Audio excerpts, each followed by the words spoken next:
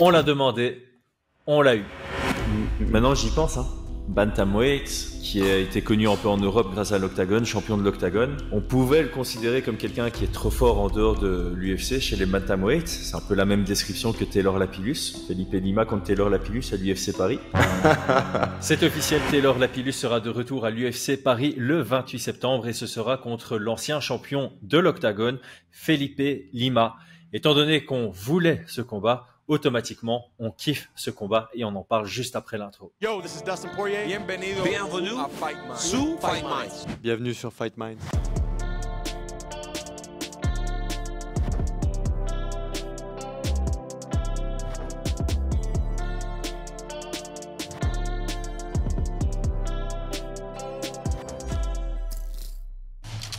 Paris sur le MMA avec Unibet. Quelle sera l'issue du combat? Une soumission? Un KO? Paris sur la prime numéro 1 avec Unibet. 100 € de bonus sur ton premier pari. Felipe Lima, il vient de signer à l'UFC. Ça a fait un petit buzz d'ailleurs sa signature parce que c'était des circonstances assez particulières. Il était supposé défendre son titre en 5 rounds à l'Octagone. Il y a eu beaucoup de chamboulements à l'UFC en Arabie Saoudite en juin dernier. Un des chamboulements, c'était la recherche d'un adversaire pour Mohamed Nemov, un assez gros prospect chez les featherweight qui avait notamment battu récemment Nathaniel Wood. Featherweight, c'est la division du dessus pour Felipe Lima, qui en toute dernière minute a non seulement accepté le combat en short notice, alors qu'il se préparait pour quelqu'un d'autre, mais il se préparait surtout à un nouveau combat chez les bantamweight. Ici, il est monté de catégorie de poids pour aller chercher un prospect par soumission dans la 3e reprise, dans un combat très très engagé. Et pour son 2e combat à l'UFC, évidemment, il retourne dans sa catégorie de poids, face à Taylor Lapillus.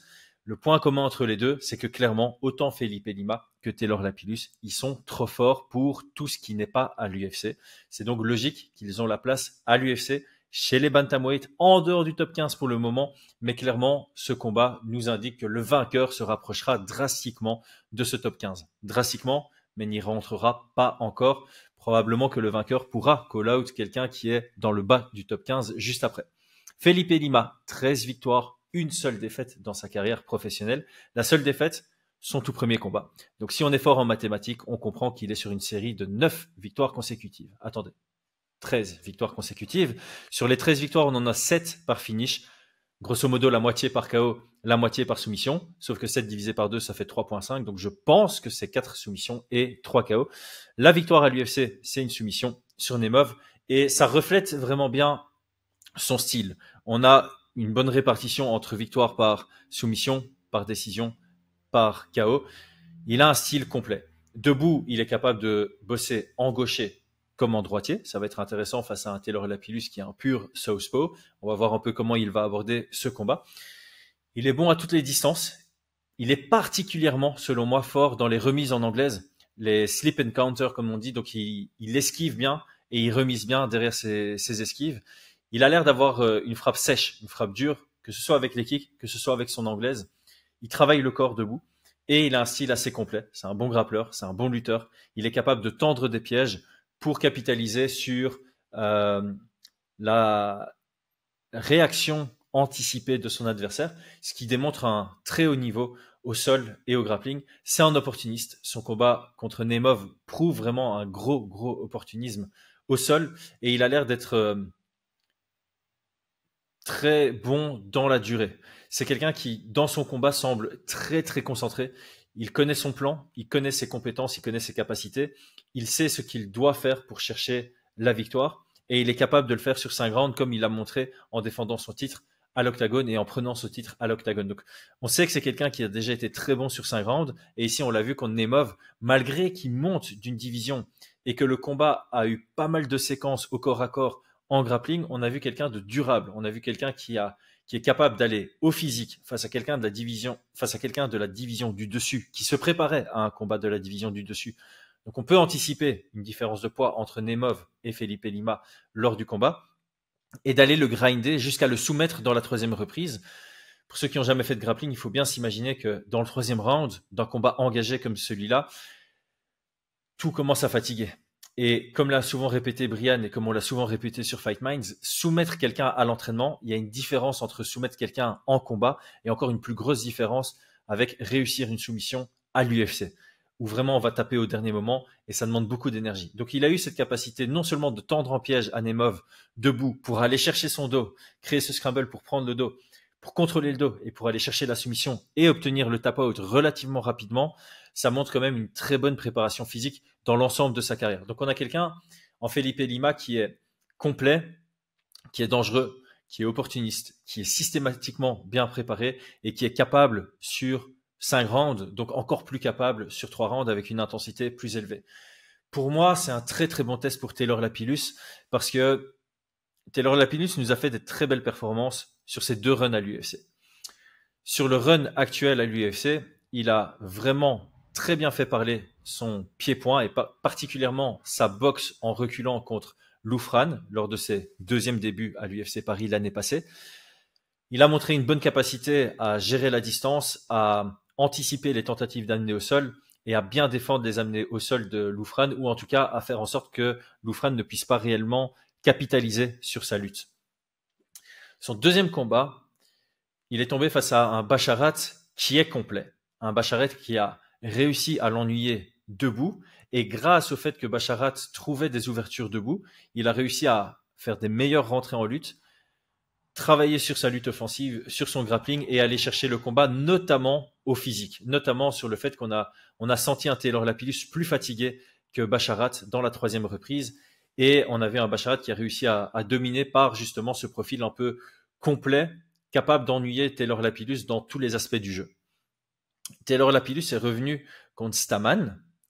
Stamann qui a un profil lutteur avec un pied-point dangereux, avec une bonne force de frappe. Et on avait un Taylor Lapillus complètement géré ce combat. C'est vraiment le mot. Il a géré le combat, il a géré son énergie, il était prêt sur les 3 rounds, il a été très dangereux dans la 3e reprise. Donc on a vu une progression, on a vu des leçons qui ont été tirées de cette défaite contre Basharat.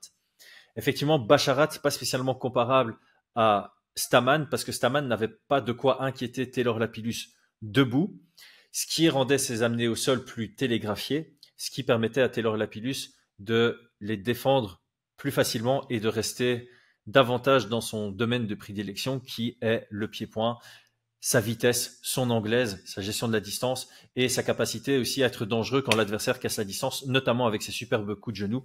On se souvient évidemment de celui contre Demarte Pena en début de combat pour prendre la ceinture à l'Ares. Ce qu'il y a de bien avec Felipe Lima, c'est qu'on se rapproche d'un profil comme Basharat. On a quelqu'un qui est très bien préparé, qui est physique, qui est compétent et doué sur les 3 rounds et qui est complet. On peut clairement voir un Felipe Lima ne pas être noyé debout contre Taylor Lapillus, ce qui signifie qu'il pourrait ennuyer Taylor Lapillus debout et donc faire des belles entrées en lutte, qui est un domaine dans lequel il performe très bien et surtout sur le grappling qui suit. Donc ce combat est excellent pour Taylor pour montrer qu'il a continué à travailler sur le blueprint que Basharat avait démontré à ses futurs adversaires. Beau challenge de nouveau. Là, ça fait 9 Français sur la carte de l'UFC Paris. Sur les 9 Français, je dirais que la plupart ont vraiment de gros challenges. Taylor Lapillus fait partie des combattants qui ont parmi les plus gros challenges de la carte, mais ça va être très intéressant. Il l'a dit dans plusieurs interviews, il n'est pas là pour prendre les combats faciles, il n'est pas là pour prendre des raccourcis. Il a son âge, il a son kilométrage, il veut se prouver, il veut nous prouver qu'il a sa place dans le top 15 et puis dans le top 10 et il veut pas commencer à avoir une construction de carrière. Il veut se challenger face aux meilleurs et là, typiquement, c'est un très beau combat. Franchement, c'est un beau combat pour nous les fans, c'est un beau combat pour les fans internationaux et ouais, cette année, il n'y a pas de cadeau à l'UFC Paris pour les Français. Pas pour dire que les autres années, il y avait des cadeaux, mais si on doit comparer les 3 UFC Paris, en termes de cote de Paris ou de pourcentage de chance sur les victoires, c'est là où la moyenne sera la plus basse parmi les 3 événements qu'on a eus. Et c'est intéressant parce que on voit qu'on a beaucoup de Français à l'UFC. On voit que l'UFC respecte de mieux en mieux les combattants de France en leur mettant des plus gros challenges pour voir jusqu'où ils peuvent monter. Taylor n'en est pas une exception. Le 28 septembre. Moi, j'ai hâte de voir. Dites-moi en commentaire ce que vous pensez de ce combat. J'ai très hâte de pouvoir l'analyser avec l'équipe, comme tous les autres combats à l'UFC Paris. Et d'ailleurs, ça arrive prochainement. Donc, pour tous ceux qui ne sont pas encore abonnés, c'est le moment de vous abonner à Fight Minds. Ciao les gars.